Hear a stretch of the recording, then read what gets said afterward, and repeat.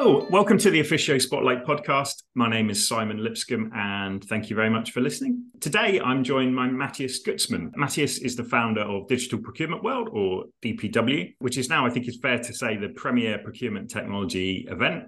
As a background to our conversation, our friends at Art Procurement recorded an excellent interview with Matthias where he talks about DWP. And I would definitely suggest people have a listen to that as a companion piece to this discussion. In that podcast, Phil and Matthias talk about the success of this new format of an event within our industry, a format which brings together a community of procurement professionals, established procurement technology companies and startups with the objective of creating an engaging and interesting format for all. But I'm sure we'll discuss that with Matthias. So Matthias, thanks so much for joining me for this conversation.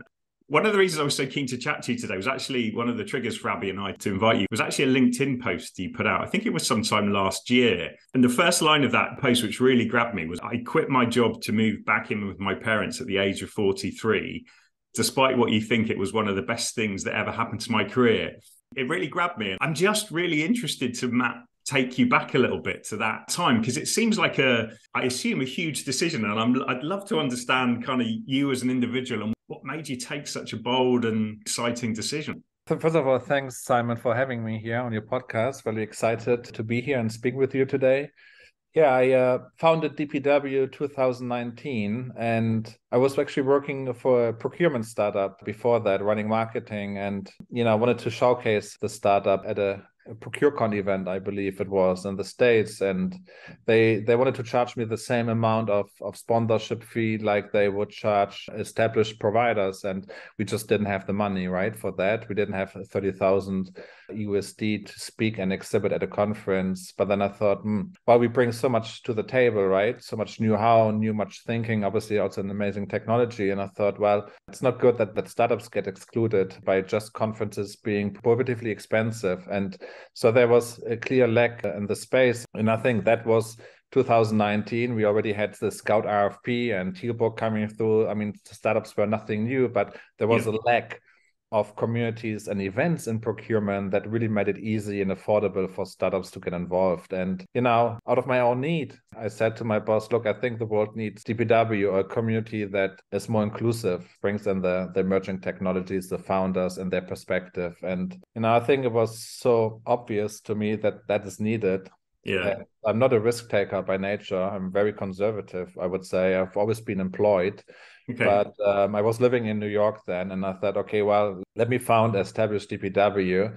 And, life in New York is expensive. And as a founder, I thought, well, it might be easier to do this out of my parents' house in Germany because I get free food and rent. But also on the other side, from a pragmatic point of view, I guess also launching an event in Europe is more feasible, in my opinion, than in the States. The distances are shorter there. So launching a conference in Europe was the strategy there, but then Amsterdam was like 3 hours drive away from my parents' house. After 20 years abroad, and I lived in New York for 10 years at that time, London 5 years, and Barcelona 2 or 3 years. And my parents were happy actually that they got me back. And my sister lived in Brazil and in San Francisco. So we were always far away, and so they were like welcoming me back into my childhood room. And so I moved back into my parents' house at that age, and it felt good, to be honest. And being back to my parents, who are getting older. And Matthias, what was it to use your words, a relatively conservative individual? So you saw a market opportunity, but I'm guessing lots of people see market opportunities all the time. But to take that step is what was it that, was it genuine passion for the topic?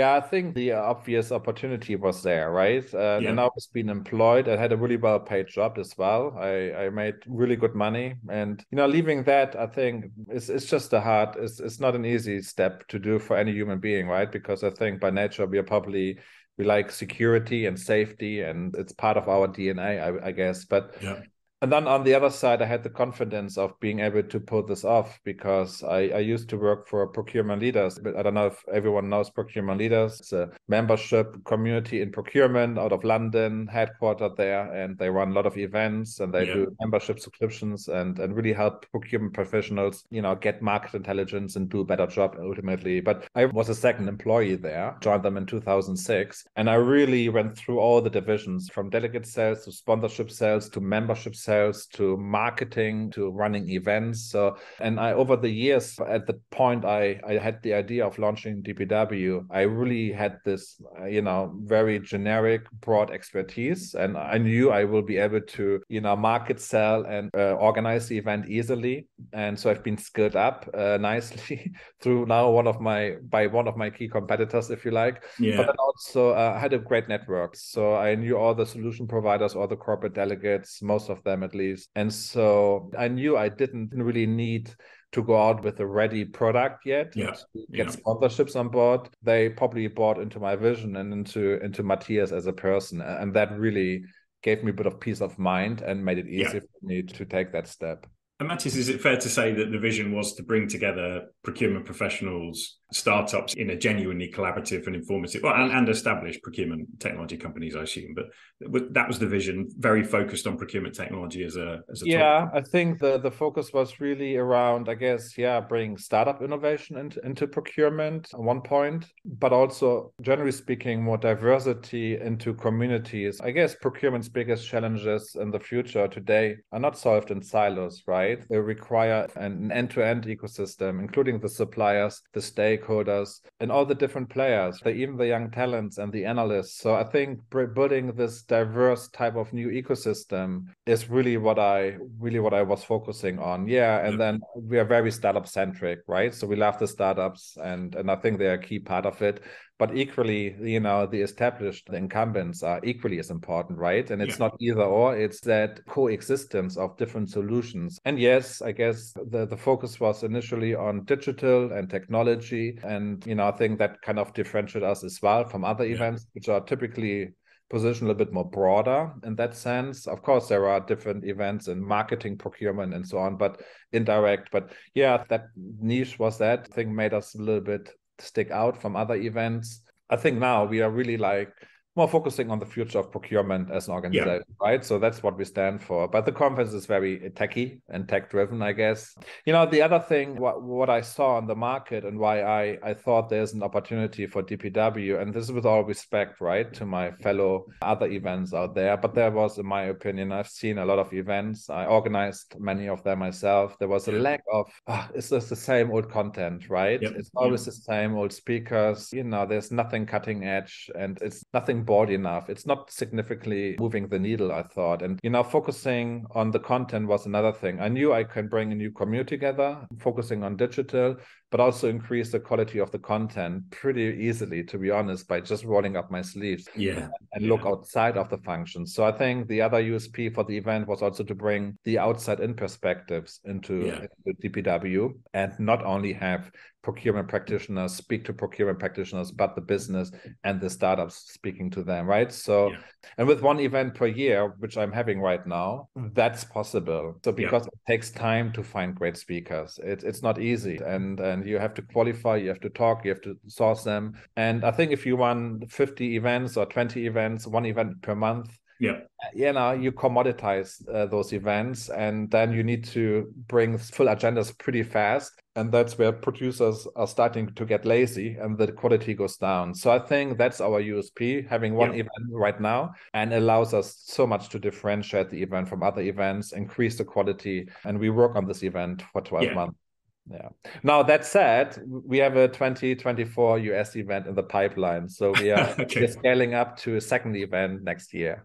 Brilliant. Is that an exclusive for DES, or is that? That's actually, I have not announced that yet. So, brilliant. Here we go. That's the announcement. But so this is, I think, 2019. So you spot this opportunity in the market, which makes absolute sense. And I think clearly the success of your event has borne out that you spotted the right opportunity. Again, I'm really interested. So that was 2019. You risk everything. You move in with your parents. 2020, there's a small thing of a global pandemic, which I assume if you're working in the events industry, I mean, it affected everyone, but that must have been almost catastrophic, I suspect, for that. So again, I'm really interested to understand what that was like, because you risked everything on a vision, and then you suddenly had that vision through no fault of your own disrupted enormously. And I, when I moved into my parents' house in 2019 to launch, I literally put all my personal savings into launching DPW, right? So I actually At one point I didn't have any money, but then we had the first event in 2019 and I made 500,000 revenue, right? So it was a pretty good first event. Yeah, yeah. 430 attendees. That's not bad for a procurement launch event. And then the pandemic hit, and then really, I mean, shit happened, right? I mean, I hit rock bottom. I mean, even mentally, I couldn't sleep for a couple of nights. It was just tough, right? I just put, I think, 30,000 into a new website, and I wanted to launch it in February. And then the pandemic came. So I thought, oh no, why now? Why me, right? And as a single conference, I mean, I was so vulnerable couldn't do anything during the pandemic. And yeah, it was a tough time. I mean, I didn't have anything. I had to pay back all the sponsorship fees that I already had in my bank account for the event. Wow. Yeah. I did not turn this into a virtual event this year because I thought, okay, well, let me maybe take a step back and see what else I can do. And that's a good thing about being a single one-man company. You're probably more agile, right? To adapt and maybe quickly, in an agile way, come up with new ideas. And I did that. So it was tough. I made 100,000 loss in 2020, but I created a couple of new products. So I launched Demo, a startup competition. So I thought, at least during the pandemic, let me give the startups a stage where they can show themselves, showcase their solutions. So I launched that as a competition, and still today it's the biggest startup competition in procurement once a year. And then I co-founded, and I got approached by a company here in Amsterdam called Unlimited, which is a consulting company headed up by the former head of innovation at Accenture. Yeah. He said, look, what you're doing in digital procurement is spot on. We see you just canceled your conference. Why don't we co-found a program together where we help companies with the scouting and scaling of technology? So I thought, oh, wow, that's good. Why not? And so we co-founded Scout Lab, which in a nutshell is a scouting and scaling program, right? So where companies come to us and they have, they're looking, or they have a tech challenge, and then we go out and scout. We do the filtering and the shortlisting and long listing of solutions. We do demo days, and then ideally they should select one of the solutions for a pilot. We also facilitate the pilot if needed. So, long story short, a really bad year, but also a year of inspiration, of innovation, of new products that I created. Yeah. So Churchill said this: never waste a good crisis. Well, I was going to ask. You reference, I think the phrase you use, "we love startups," and I can see that in the passion, the way you talk about it. Do you think part of that is because you've lived that journey as well, right? You're not a technology business, but you are a entrepreneur in a real sense. You've shown enormous resilience. You've built something. I think the more you go through the startup journey yourself, the more empathy you have with startups. I think it's a very tough life. I'm a single founder, though. I have, most of the startups I work with, I have at least one or two co-founders. So it's a lonely life sometimes, right? That you're in, and especially on my side during the pandemic, being at my house of my parents. But no, I have empathy for what they go through. What I learned is, and I'm sure every startup founder can relate to this, there's never a dull moment, right? And you learn with chaos, to live with chaos, and there's never a day where it's like, okay, job is done, right? It's constantly thinking about it. I fall asleep thinking about TPW, I wake up thinking about TPW. It takes over your life. Yeah. Fortunately, I'm single and I have no kids, so I'm not, harming anyone here. But I can relate to the startups, what they're going through, and it's especially during the crisis, right? Yeah. And it's been a survival, thinking month to month, and looking where money is coming in. Yeah, I have the uppermost respect from startups, and I think they also feel that about me, right? So I think it feels like we are, I'm one of them, and they're part of DPW in that sense. Yeah. And Matthew, so you're a successful entrepreneur. You spend a lot of time meeting and talking to successful entrepreneurs. Can you meet someone and go, I believe that company will be very successful because of qualities you see in the founders or qualities you see in the individuals? Yeah, they definitely found us where I think, wow, very smart guy. And I think they come with a track record. I already founded a few other startups in the past. Yeah. I definitely buy into those. Yeah. And they're definitely founders I'm looking up to as well. I think, the founders are, I think, important part of any criteria when you look at startups from an investment point of view, but also when we look at them and, what are the startups that we want to bring into the conference. We look at the team structure, the advisors, the board of advisors that they have in place, what their track record is. But yeah, ultimately you need a good solution as well, right? So it comes down Yeah. to that. And I think that's what I'm thinking about as well, right? How can we as DPW support the startup founders more Yeah. to grow as leaders? And with the conference, we are bringing more and more content into the event that's focusing on them as well, not only on the practitioners, but now we are running a founders day at the conference now. We're bringing more investors in. We're doing more mentoring sessions at the conference. Definitely focusing on that group more and more in terms of the services we provide. And Matthias, the other thing I was really interested to understand from you, you have I think in our industry, a really unique perspective because, as you say, you are a successful entrepreneur, you're talking to lots of entrepreneurs, but you're also talking, I assume, to lots of CPOs in large companies. Some people will say that one of the problems with our industry is perhaps there isn't enough entrepreneurial thinking at that CPO level. What's your perspective on that? Yeah, I think the world is changing so fast, right? And there's so much new technology coming through in procurement. I believe the biggest trait, I think, for everyone, being a founder or being a CPO, is being curious about what's going on in the world and going to those events like DPW and understanding what's out there, right? What's new coming through. So that's for me being, and I don't know if it's an entrepreneurial trait or just a general good quality to have as a human being curious. Yeah, I mean, maybe taking a few bets here and there, right? Yeah. And I think that when it comes to bringing digital to life, I think it's a different way of working we need to instigate as well in companies. It is not your A to B linear transformation. It is not digital, in my opinion, is not an SAP implementation. You need to constantly stay fresh and with your tech stack on relevant to your stakeholders. So it's a bit of, testing and learning approach, taking calculated risks. And I think it's okay to fail maybe on a pilot with a startup. And it's not okay to fail on an SAP implementation. I get that, right? But so I think it is maybe instigating a little bit new mindsets, new ways of working, and think every big organization, be it a CPO or another functional leader, I think we need to do more of that and bring this into a company. And you can, do this within the business. I mean, you have companies like Johnson & Johnson who built their procurement garage, if you like. It's a safe place where they can test out these things first before they scale them across the organization. But entrepreneurial thinking, I think, is needed, right? Definitely, yeah.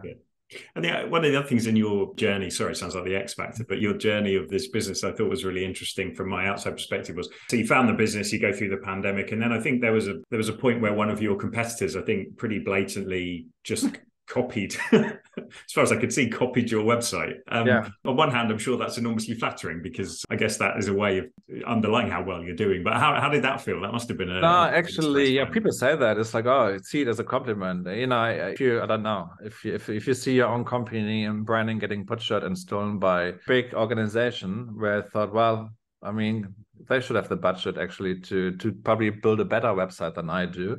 It's like someone stabbing in your chest, right, in your heart. So it's pretty painful because just damages your brand ultimately, right? And obviously you don't want to see this. So that was tough, but I'm very vocal as well, and I'm loud on social media, and so I thought the best way is attacking them back, right? And so I put this out.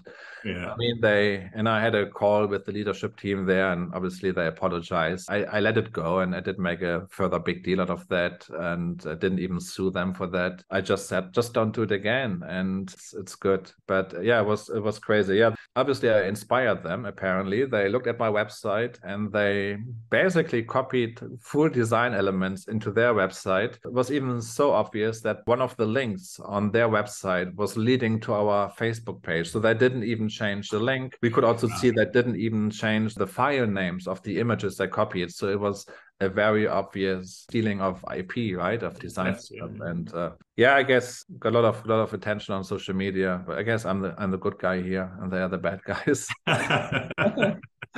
But being honest, I'm also looking at other company websites and other stuff, and I inspire. But that was a bit too obvious. One-to-one copy of my stuff, and and then it's in procurement, right? I mean, a small family, everyone knows each other. So it's a small world. I was wondering why they would do this anyway, because it was too obvious. Yeah, interesting decision. Matthias, probably my last question.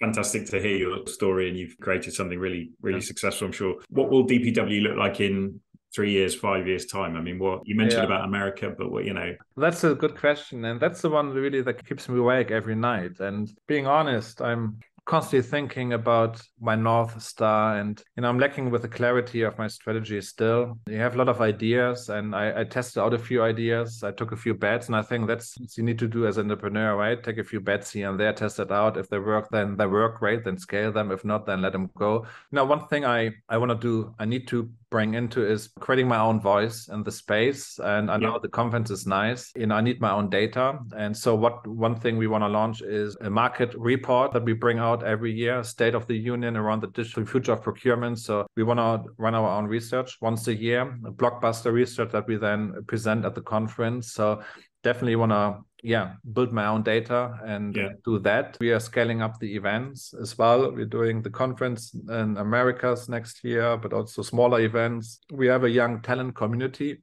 that we launched in the next 100. That's the future of DPW, the younger talents. Again, we love diversity, but we also think the young talent are the ones we need to focus more on. There are other ideas, right? Is a DPW investment fund maybe something we should think about? Because we have the unique window into the emerging technologies. We get a lot of traction from the investors who want to know who are the startups. We're not doing it ourselves. Are we losing our neutrality, our independence then? So, a lot of question marks here and there. It's an exciting space. I don't think I will move into a procurement leaders model where I create big research in-house reports. It's a big rock to move. The world is changing as well. I think maybe there's technology for that these days. I think there's still a space for strategy reports, but I'm not sure whether that's my model, a membership model. I'm not sure. So if you have any ideas, anyone listening today, and what I should be doing, please inspire me. But we are constantly thinking about new ideas, but I don't have a clear plan yet. Yeah. Matthias, again, feels like an appropriate point to draw the conversation to a good conclusion. I wish you every success with the event. It sounds like not the easiest of journeys. So I wish you every success in the future. Thanks so much for joining us for the conversation. When we publish this, we'll put links to your event and the upcoming dates and all the rest of it. But thank you so much. Thanks for having me, Simon. I had a great time. If you enjoyed this podcast, please click the follow button on your chosen podcast platform. We'd also absolutely love to hear your views. So please do leave us a review on those platforms, or indeed send me a message on LinkedIn. And we'll be back soon for another discussion with senior industry figures.